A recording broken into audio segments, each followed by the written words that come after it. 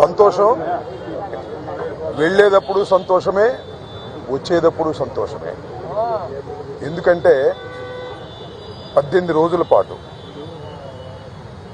All are bailable cases 18 రోజుల పాటు central ప్రిజన్లో ఉండవలసిన పరిస్థితి ఏర్పడింది. దీనికి కారణం ఈ ప్రభుత్వం, పోలీసులు కుమ్మక్కై చేసినటువంటి సంఘటనలు. నేను చాలా వివరంగా గుంటూరు వెళ్ళిన తర్వాత మళ్ళా మాట్లాడతాను. నేను అందరికీ ఈ సందర్భంగా నా ధన్యవాదాలు తెలియజేస్తున్నాను. నాకు ఎవరైతే సపోర్ట్ చేశారో ఈ సంఘటనలో, ఎవరైతే మద్దతు పలికారో వారందరికీ నా హృదయపూర్వక ధన్యవాదాలు. అలాగే కొంతమంది మద్దతు పలకలేదు, వారికి కూడా నా ధన్యవాదాలు. వారు ఏమన్నారంటే పెద్ద మాట అన్నారు, దానికి కూడా నేను గుంటూరు వెళ్ళిన సమాధానం చెప్తా. అదేమన్నారంటే అసహ్యంగా మాట్లాడితే దాడులు చేయరా అని. అసహ్యంగా మాట్లాడితే దాడులు చేయదలుచుకుంటే ఎంతమంది మీద చేయాలి? అసహ్యంగా మాట్లాడే వాళ్ళ మీద. అది ఒక అంశం. వాళ్ళకు కూడా నేను రేపు నా సమాధానాన్ని తప్పనిసరిగా చెప్తా. 18 రోజులు నన్ను జైల్లో పెడితే నేను భయపడతాననుకున్నారేమో. భయపడే ప్రశ్న ఈ అంబటి రాంబాబుకు ఉద్భవించదని మనవి చేస్తున్నా. ఎందుకంటే ఈ చంద్రబాబు నాయుడు గారి ప్రభుత్వం వచ్చినప్పుడే జైల్లో ఉండటానికి సిద్ధపడ్డానని కూడా ఈ సందర్భంగా మనవి చేస్తున్నా. నన్ను హింసించాలని, నన్ను జైల్లో పెట్టాలని చంద్రబాబు, లోకేష్ ఎప్పటి నుంచో ప్రయత్నం చేస్తున్నారు. ఎక్కడో దొరికాను, లోపల పెట్టారు. చూద్దాం, టైం విల్ కమ్ అగైన్. పరిస్థితులు మళ్ళా మారతాయి. ఈ పాపానికి వారు పరిష్కారం చేయక తప్పదని కూడా ఈ సందర్భంగా నేను మనవి చేస్తున్నాను. రాజమండ్రి సెంట్రల్ ప్రిజన్ నాకు పట్టుదలను పెంచే ఒక శిక్షణా కేంద్రం అని కూడా ఈ సందర్భంగా నేను మనవి చేస్తున్నాను. మరింత పట్టుదలగా, మరింత కసిగా ఎన్ని కేసులు పెట్టినా, ఎన్ని రోజులు జైల్లో ఉన్నా ఒక్క అడుగు కూడా వెనక్కు వెయ్యను. జగన్మోహన్ రెడ్డి గారి నాయకత్వంలో ఈ కూటమి ప్రభుత్వాన్ని ప్రజాస్వామ్యబద్ధంగా కూల్చేంత వరకు ఈ పోరాటం ఆగదు. ఎన్నిసార్లు జైల్లో పెట్టినా వెనక్కు వెళ్లే ప్రశ్న లేదు. అన్యాయంగా, అక్రమంగా జైల్లో పెట్టారు. నా ఇల్లు దహనం చేయడానికి ప్రయత్నం చేశారు, నా కార్లు పగలగొట్టారు, నా ఆఫీస్ పగలగొట్టారు, నా పెళ్ళాం బిడ్డల్ని తరిమి కొట్టారు, నన్ను చంపడానికి ప్రయత్నం చేశారు, తీసుకొచ్చి జైల్లో పెట్టారు. ఏమైంది? ఏమైద్దని అడుగుతా ఉన్నా. చంద్రబాబు నాయుడిని అడుగుతా ఉన్నా, లోకేష్ని అడుగుతా ఉన్నా. ఏమైద్ది? ఏమీ కాదు. మళ్ళా కాలం గిరున తిరిగి వస్తుంది. అన్నిటికీ సమాధానం ఇవాళ చాలామంది మిత్రులు మాట్లాడారు. బయట జరిగిన సంఘటనలు నాకు తెలియదు, చాలా తక్కువ మాత్రమే, పేపర్లో ఉన్నవి మాత్రమే నేను తెలుసుకున్నాను. జైలు జీవితాన్ని నేను అనుకోకండి, ఎంజాయ్ చేశాను. ఎంత కఠినంగా ఉన్నా ఎంజాయ్ చేశాను. ఎందుకంటే ఒక రాజకీయ స్ఫూర్తితో రాజకీయాల్లోకి వచ్చినటువంటి వ్యక్తిని నేను, పట్టుదలగా ముందుకు సాగే వ్యక్తిని జైల్లో పెడితే భయపడిపోయే వ్యక్తిని అంతకంటే కాదు, మరింత ధైర్యంగా పోరాట పటిమతో ముందుకు వెళ్ళేటటువంటి వ్యక్తిని కూడా మనవి చేస్తున్నా. ఎప్పుడు ఎక్కడా తప్పు చేయలేదు. పొరపాటు మాట్లాడితే వెంటనే పశ్చాత్తాపడ్డా. పశ్చాత్తాపానికి మించిన ప్రాయచిత్తం లేదంటారే, మరి ఏమిటి? ఎంతమంది పశ్చాత్తాపడ్డారు? నేను తప్ప ఎవరైనా పశ్చాత్తాపడ్డారా అని అడుగుతా ఉన్నా. సరే, ఏది ఏమైనా టైం విల్ డిసైడ్. ఒకటి మాత్రం నేను చెప్పదలుచుకున్నాను, నాకు ఈ సందర్భంగా సపోర్ట్ చేసినటువంటి వారందరికీ కూడా పేరు పేరున నా హృదయపూర్వక నమస్కారాలు, ధన్యవాదాలు. నా పార్టీ కానివారు కూడా నన్ను సపోర్ట్ చేశారు. దాడులు చేయటం తప్పన్నారు, దాడులు అన్యాయం అన్నారు. ఒకవేళ తప్పు మాట్లాడితే కేసు పెట్టి లోపల పెట్టాలి కదా, ఇంటి మీద దాడి ఏంటి అన్నారు. దాడి చేసిన వాళ్ళకు బెయిల్ వచ్చింది. దాడి చేయించుకున్న నాకు 18 రోజుల తర్వాత బెయిల్ వచ్చింది. ఏం చేయగలిగారు? ఏం చేస్తారు? దేనికైనా సిద్ధపడి రాజకీయాల్లో జగన్మోహన్ రెడ్డి వెంట నడుస్తున్నటువంటి వ్యక్తులం.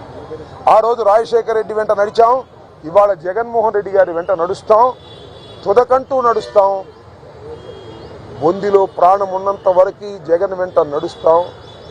ఏ విషయాన్నైనా, ఎన్ని కుట్రలనైనా, ఎన్ని కుతంత్రాలనైనా ఎదుర్కోవడానికి సిద్ధంగా ఉన్నామని కూడా ఈ సందర్భంగా మనవి చేస్తున్నాను.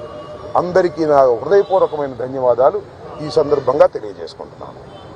మళ్ళా రేపు వివరంగా గుంటూరులో ప్రతి విషయం గురించి కూడా నేను మాట్లాడతాను. ఇంకొన్ని అడిగితే అడగండి.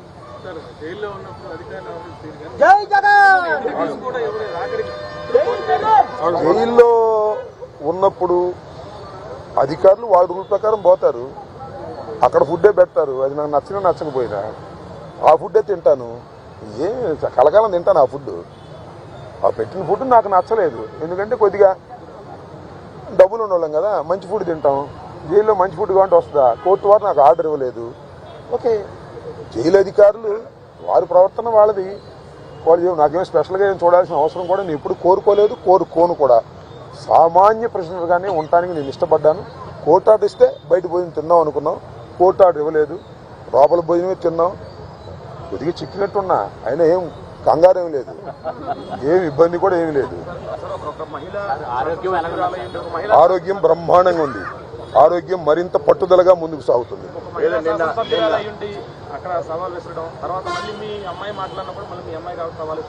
సరే, ఇప్పుడు వాళ్ళ గురించి వాళ్ళని ఉపయోగం ఉంది. చంద్రబాబు మానిటర్ చేశాడు, లోకేష్ మానిటర్ చేశాడు దాడిని. కరెక్ట్గా చెప్తున్నా నేను, చంద్రబాబు లోకేష్ మానిటర్ చేశారు దాడిని. 7 గంటల సేపు నా ఇంటి దగ్గర దాడి జరిగింది. 7 hours పోలీసులు ఉన్నారు అక్కడ. ఇంతకన్నా ప్రజాస్వామ్యంలో ఏం కావాలి చెప్పండి, నాకు అర్థం కాల. 5 గంటలకు వచ్చి 12 గంటలకు వెళ్ళారు. తెలుగుదేశం కార్యకర్తలనండి, దుండగులనండి, దుర్మార్గులనండి, గంజాయి బ్యాచ్ అనండి, పోలీసులందరూ అక్కడే ఉన్నారు. వాళ్ళ సమక్షంలోనే దాడి జరిగింది, వాళ్ళ రక్షణలోనే దాడి జరిగింది. మీ అందరికీ తెలుసు, నేను ప్రత్యేకంగా చెప్పాల్సిన అవసరం లేదు. బట్ నేను 11వ తారీఖున రాత్రి 10:20 నేను అరెస్ట్ అయిన దగ్గర నుంచి ఇప్పుడు వరకు ఏం జరిగిందో బయట ప్రపంచంలో నాకు లిటిల్ నాలెడ్జ్ ఉంది. అంటే పేపర్ నాలెడ్జ్ తప్ప నాకు ఎవరు ఏమీ నాలెడ్జ్ ఇవ్వలేదు. కాబట్టి ఈ నాలెడ్జ్ అంతా తెలుసుకుని రేపు చాలా వివరంగా, చాలా సుదీర్ఘంగా నేను నా ఆవేదననండి, నా కోపం అనండి, నా బాధ అనండి, నా ఆర్గ్యుమెంట్ అనండి ప్రజల ముందు పెడతాను. ఎందుకంటే ప్రజల ముందు ఎందుకు పెట్టాలంటే ప్రజలకు అర్థం కావాలి, నేనేమిటో తెలుసు. అయినా ఇప్పుడు జరిగినటువంటి సంఘటనలో చాలా పత్రికలు రాస్తున్నాయి కదా నా మీద, వాటన్నిటికీ ప్రజలకు చెప్పుకోవలసినటువంటి బాధ్యత నాకు ఉంది. కాబట్టి రేపు చాలా క్షుణ్ణంగా చెప్తాను. చెప్పండి. ప్లాన్స్ ఇప్పుడు నా జోగి రమేష్, అంబటి రాంబాబు అని కదా, వాళ్ళ విధానమే వైలెన్స్లోకి వెళ్ళి భయపెట్టాలని ప్రయత్నం చేస్తున్నారు. జైల్లో పెడితే భయపడతాం అనుకుంటున్నారు, ఇళ్ల మీద దాడి జరిగితే భయపడతాం అనుకుంటున్నారు. భయపడ్డారు, నా పిల్లలు భయపడ్డారు, వాస్తవమే కాదని అంటలా. ఇంట్లోకి వచ్చి నా పిల్లలు, నా మనవలు ఉన్నప్పుడు దాడి చేస్తే భయపడతారు ఎవరైనా. పోలీసులు ఏం చెప్పారు తెలుసా, మీకు ఆశ్చర్యపోతారు. సార్ మీరు పారిపోండి సార్, పారిపోండి సార్ అని చెప్పారు. రక్షించాల్సిన పోలీసులు ఆ గంగా వెంకటేశ్వరులు ఆయన తెలుగుదేశం ఆయన పారిపోండి సార్ అంటాడు. మీరు గోడ దిగి వెళ్తారా అని చెబుతున్నాడు నన్ను. గోడ దిగి వెళ్ళకంటే సావటం బెటరాయా అని చెప్పా. అది నువ్వే కదా దాడి చేస్తున్నావు చెప్పా. ఏంది ఇదంతా? అంతా చాలా వికృతంగా ఆటవిక రాజ్యంగా మీరు చేశారు. వీటన్నిటికీ ప్రజాస్వామ్యంలో అన్నిటికీ సమాధానం వస్తుంది ఒక రోజున. వాడికి తప్పనిసరిగా సమాధానం చెబుతాం. మీరు కేసులు పెట్టి భయపెట్టాలనుకున్నారు, భయపడం, మరింత ధైర్యంగా ముందుకు సాగుతామని కూడా ఈ సందర్భంగా మరోసారి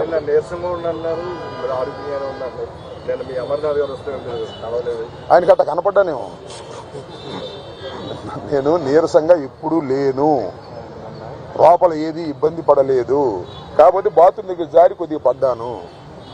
నాంత నేను ఎవరి తప్పు లేదు. ఆ బాత్రూమ్లు అన్నీ ఉంటాయి కదా, మనం అలా ఉన్నాయంటే జైల్లో ఎలా ఉంటాయి అలాగే ఉన్నాయి. దాని గురించి పెద్ద ఏమైనా షవర్ ఉందా? లేదు కదా. So I don't care all these things.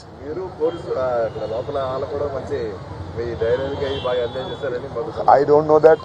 ఇప్పుడు నేనైతే ఒకటి, ధైర్యాన్ని వీడలేదు, వీడను, ప్రాణాలకి తెగించే ఉన్నాము. ఎందుకంటే పోలీసులను అడ్డం పెట్టుకుని మనుషులను చంపే అలవాటు చంద్రబాబుకి, లోకేష్కి ఉంది. కాబట్టి వీఆర్ రెడీ ఫర్ దాట్. దాని గురించి ఏం కంగారు పడాల్సిన అవసరం లేదు, భయపడాల్సిన అవసరం లేదు. జైల్లో పెడితే భయపడిపోతాం అనుకునే పిచ్చి వాళ్ళు జైల్లో పెడితే మరింత ధైర్యంగా పోరాడతాం అనే విషయాన్ని తెలుసుకోవాలి అనేది నా భావన.